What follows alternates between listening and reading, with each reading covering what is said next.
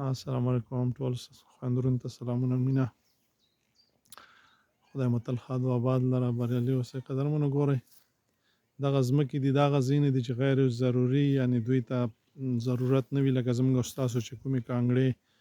للمې او شاړې او غونډیګانو غاړې او داسې پرتې وي د دوی هم د ډېر لرې لرې د آبادۍ نه خو دوی څه کړي کار یې ورباندې کړی دی او هغه ځمکې آبادې کړي دي او شینکۍ او داسې شی هم که هغوی ته ضرورت نه وي خو شنې وي تر څو صحت لپاره ګټه ترې واخلي او آبادې کړي نو بیا موږ او تاسې به لیدلي په کومو علاقو کې په کومو ځایونو کې چې دا شنه زیات وي ونې بوټي زیات وي خدای پاک په هغې باندې بارانونه کوي ولې چې د بارانونو ضرورت شي خدای پاک په دغه کائناتو باندې په دغه نباتاتو باندې رحم کوي او دا د خدای پاک کار دی چې بیا په دې باندې بارانونه وري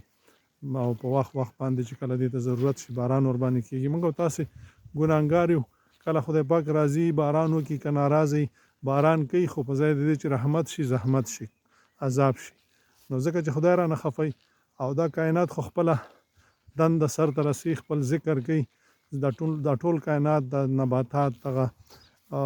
ژوي حیوانات دا څه چې دي دوی خپل د الله رب العزت ذکر کوي ګناه نه کوي موږ او تاسو خو کله ګناه او کله عبادت او کله ښه او بد هم د خو نه ډېر وي نو بیا خدای پاک رانه خفه شي کله چې خدای خفه شي نو بیا راباندې عذاب کله د باران په شکل او کله د جنگ په شکل او کله